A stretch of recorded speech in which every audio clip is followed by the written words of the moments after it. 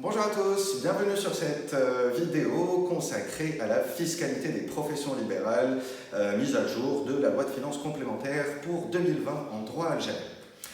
Il y a eu beaucoup de réactions suite à la première vidéo que j'ai partagée et même au sein de plusieurs débats chez les praticiens du droit fiscal par rapport à l'application ou non de l'article 14 sur la profession libérale. Alors aujourd'hui, je consacre cette vidéo pour vous, donc tous les avocats, notaires, architectes, etc. Cette vidéo vous concerne, mais également concerne tous ceux qui veulent avoir une idée de la méthodologie à observer pour analyser un texte de loi. Pour ceux qui ne me connaissent pas, je me présente, je suis Monsieur Dahou-Boudiaf, je suis enseignant de droit fiscal algérien et français au sein de l'École supérieure algérienne des affaires et je suis également consultant international en droit fiscal et droit des affaires depuis maintenant un petit peu plus de 13 ans. Alors, pourquoi nous devons parler de la fiscalité des professions libérales? Il y a eu pas mal de réactions ces derniers jours sur l'article 14 de la loi de finances complémentaire. Effectivement, l'analyse de la première lecture de cet article peut nous faire comprendre que les professions libérales sont exclues du régime de l'impôt forfaitaire unique. Alors, je vous le dis dès maintenant, bien sûr, non. Pourquoi? Nous allons le découvrir à travers toute cette vidéo.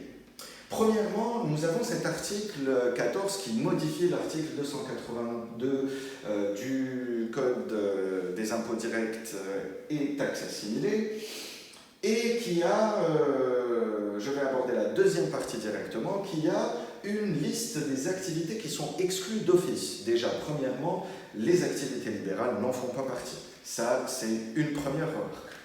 Deuxième remarque, c'est par rapport à l'analyse de cette première partie du texte. Donc, nous allons comprendre, en fait, si on fait une analyse littéraire approximative, que les professions libérales ne sont pas concernées. Effectivement, en termes juridiques, il faut analyser les choses d'un point de vue un petit peu plus minutieux. Dans quel sens? Dans le sens où il faut extraire les principes de droit de ce texte de loi. Alors, ici, pour ce texte, les principes sont décomposés en deux. Vous avez une partie qui représente les personnes imposables et vous avez une deuxième partie qui concerne les conditions.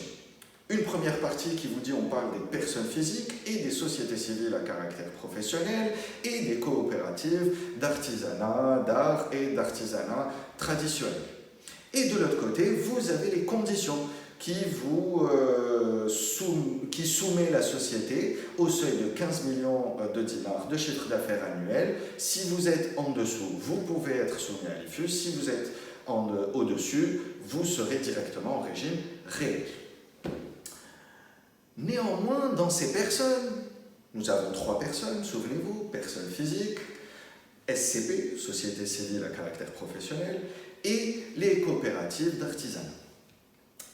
Ces trois personnes, si elles réalisent un chiffre d'affaires inférieur à 15 millions de dinars et qu'elles exercent une activité industrielle, commerciale ou artisanale, elles pourront bénéficier du régime de l'impôt forfaitaire unique.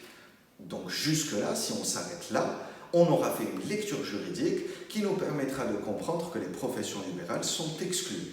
Ça sera encore une fois une lecture juridique approximative. Pourquoi? Parce qu'en réalité, il va falloir identifier trois choses. Il va falloir premièrement poser des définitions. Donc, si j'identifie les définitions des personnes imposables, à un moment donné, je vais me rendre compte que la société civile à caractère professionnel est en réalité une société qui a été créée pour l'exercice d'une profession libérale.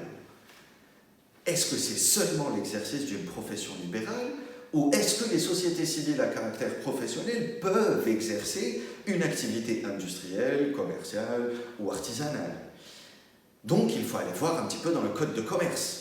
Quelle est la définition du code de commerce? On va se rendre compte que dans le code de commerce algérien, du moins, il n'y a aucune disposition qui va vous parler des sociétés civiles professionnelles. En recherchant un petit peu plus, vous allez vous rendre compte que ces sociétés civiles professionnelles ne sont pas immatriculées au registre de commerce, contrairement aux personnes physiques, et ne sont pas immatriculées au registre des métiers, contrairement aux coopératives d'artisanat. Donc, comment se fait-il que ces sociétés-là soient appelées sociétés? Parce qu'il faut le rappeler, une société ne jouit de la personnalité morale qu'à partir de son immatriculation. Et bien là, il va falloir piocher dans le Code civil. Vous allez trouver un article 49 qui dispose des entités qui ont la personnalité morale. Et cet article 49 vous pose une liste. Vous avez l'État, par exemple, les collectivités locales. À un moment, vous avez les sociétés commerciales, immatriculées. Et vous avez aussi les sociétés civiles. Ok, donc c'est une société civile qui n'existe pas dans le code de commerce, donc c'est forcément ni commercial ni industriel, qui n'existe pas dans le registre des métiers, donc ce n'est forcément pas de l'artisanal. Donc on est vraiment dans une forme juridique de société assez atypique, on n'a aucune règle. En réalité, si, nous en avons. Nous les trouvons en réalité dans ce qu'on appelle le décret qui réglemente la profession libérale. Chaque profession libérale a un décret qui va poser toutes les conditions d'exercice de cette activité, et c'est dans ces décrets-là que vous allez trouver la notion de société civile à caractère professionnel. Si on prend l'exemple des avocats, dans le décret qui va poser toutes les dispositions concernant l'exercice de la profession d'avocat, vous trouverez qu'ils peuvent l'exercer en tant que personne physique, ou bien qu'ils peuvent s'associer à deux ou plusieurs personnes physiques exerçant le métier d'avocat. Donc, tout ça nous amène à poser une définition juridique de la SCP qui est que c'est une personne qui n'est pas immatriculée au registre de commerce, ni au registre des sociétés, mais qui jouit de la personnalité morale à partir de l'obtention de l'agrément et peut-être de l'inscription au Conseil de l'ordre de la profession. Donc, dans tous les cas possibles ou imaginables qui concernent les SCP, on ne trouvera jamais cette forme juridique qui exercera une activité industrielle, commerciale ou artisanale. Donc au final, je vais me retrouver dans le texte de l'article 14 avec deux dispositions contradictoires. Les personnes physiques et SCP qui exercent des activités industrielles, commerciales ou artisanales. Or, c'est impossible. Les SCP ne peuvent pas exercer d'activités industrielles, commerciales ou artisanales. Comment cela peut arriver que dans un même texte de loi, j'ai deux dispositions contradictoires? Ça peut arriver, l'erreur est humaine, c'est possible. Dans ce cas-là, il va falloir faire l'analyse de la volonté du législateur. Quelle a été l'intention du législateur lors de la rédaction de ces textes de loi? Et pour trouver l'intention du législateur, on a différents moyens. Les principaux vont être de revenir déjà au projet de loi et deuxièmement, de voir ce qui s'est passé lors des débats parlementaires. Dans le projet de loi, cet article 14, il va être libellé de sorte, avec son exposé des motifs, va être libellé de sorte à séparer les personnes morales des personnes physiques. On n'accorde pas de réelle importance par rapport à la nature de l'activité. On va s'adresser à la catégorie des revenus professionnels, donc industriels, les revenus commerciaux, les revenus non commerciaux et les revenus des activités artisanales. On appelle ça la catégorie des revenus professionnels. La séparation se fait dans la nature de la personne. Si vous êtes personne physique, d'office, vous êtes IFU, sauf si vous dépassez les 15 millions de dinars. Et de l'autre côté, j'ai toutes les personnes morales, en plus des personnes physiques qui dépassent 15 millions de dinars.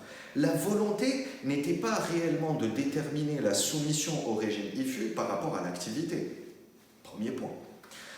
Allons voir ce qui s'est passé lors des débats parlementaires. On va se rendre compte qu'en final, les parlementaires, ce qu'ils ont voulu faire, c'est de dire, oui, ok, on est d'accord, 15 millions de dinars, mais ajoutons, enlevons des personnes morales, juste les sociétés civiles qui sont non commerciales, et on les met avec ceux qui ont le droit à l'impôt forfaitaire unique en dessous du seuil de 15 millions de dinars.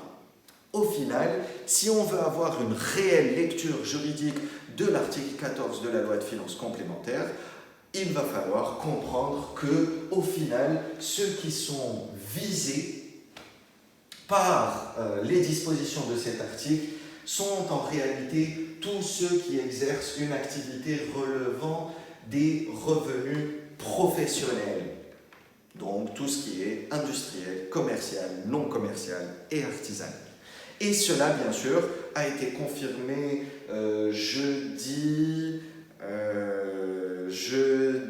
11 juin par l'administration fiscale qui a publié une note dans ce sens. Donc, au final, profession libérale, voici la fiscalité. Chiffre d'affaires inférieur à 15 millions de dinars, vous êtes automatiquement sous le régime de l'impôt forfaitaire unique, mais vous avez la possibilité d'opter pour le régime réel si vous êtes constitué en SCP. Pour tous les autres, donc personnes physiques supérieures à 15 millions de dinars et sociétés civiles professionnelles, toujours supérieures à 15 millions de dinars, ou celles qui ont opté pour le régime de l'impôt sur le bénéfice réel, nous allons avoir l'application de différentes taxes. Premièrement, la TAP, 2% du chiffre d'affaires hors taxe, pas d'application de la TVA si le chiffre d'affaires annuel est inférieur à 30 millions de dinars. Et là, il faut faire attention, une étude est à faire par rapport à la TVA déductible, en fait, disons TVA sur achat, parce qu'elle devrait être considérée comme une charge, in fine, vu que vous n'allez pas facturer de TVA du fait que vous vous trouvez en dessous du seuil de 30 millions de dinars de chiffre d'affaires annuel. Vous aurez également l'impôt sur le revenu global pour les personnes physiques ou les associés des sociétés civiles professionnelles, ou bien vous allez avoir l'application de l'impôt sur le bénéfice des sociétés. Et là, on parlera soit de la personne physique en tant que personne morale ou des sociétés civiles professionnelles. À ce moment-là, il y aura une exonération de l'impôt sur le revenu global sur les dividendes qui seront distribués. Pour voir lequel de ces régimes est avantageux, il va falloir faire des simulations. Je vous en ai préparé une pour vous donner une idée de comment cela se reflète par rapport à une simulation. Donc je prends un cas d'une société d'avocats qui est constituée de 3 associés qui détiennent 10, 25 et 75% des parts de cette société civile professionnelle. Le chiffre d'affaires estimatif pour 2020 est de 14 millions de dinars et le résultat fiscal prévisionnel est de 25% du chiffre d'affaires. Si on applique l'IFU, vous aurez un impôt annuel de 1 680 000 dinars. Si l'on applique là le régime IBS, le régime réel IBS, vous aurez un montant annuel de 1 190 000 dinars. Si vous avez l'application du régime réel IRG, vous aurez 1 192 750 dinars. Et là, je pars du principe que les associés n'ont aucune autre source de revenus et n'ont pas de charges déductibles qu'ils peuvent imputer lors de leur déclaration individuelle IRG. On remarque bien qu'au final, l'impôt forfaitaire unique n'est pas si avantageux que ça. Donc pourquoi l'avons-nous appliqué auparavant? Eh bien tout simplement parce que dans cette loi de finances complémentaire, nous avons justement l'exonération de l'IRG sur les dividendes qui ont été soumis à l'IBS ou bien expressément exonérés d'IBS. Donc, l'intérêt de l'impôt forfaitaire unique initialement, c'était de payer un seul impôt en remplacement de la TAP, de la TVA, de l'IBS, mais aussi de l'impôt sur le revenu. Donc du coup, aujourd'hui, comme l'impôt sur le revenu a été exonéré, comme le revenu, a été exonéré d'IRG, celui des dividendes, nous n'avons plus cette contrainte et donc le régime réel se retrouve plus avantageux que l'impôt forfaitaire unique. Alors il faut faire attention parce que cet élément, le pourcentage de résultat fiscal par rapport au chiffre d'affaires est un élément important. Si on dépasse les 36-37%, il faut faire une analyse au cas par cas, mais d'une manière globale, si on dépasse les 36-37%, c'est l'IFU qui devient plus avantageux. Mais bon, à partir de ce genre de taux de résultat fiscal, je pense qu'on peut se permettre d'être au régime réel. Très bien. Voilà, c'était tout pour cette vidéo. J'espère qu'elle vous sera utile. Et n'hésitez pas, bien sûr, si vous avez des questions, vous avez mon adresse mail qui s'affiche. Je mets également un fichier PDF gratuitement, bien sûr, sur mon LinkedIn. N'hésitez pas à aller le consulter. Et je vous souhaite une excellente semaine. À très bientôt. Au revoir.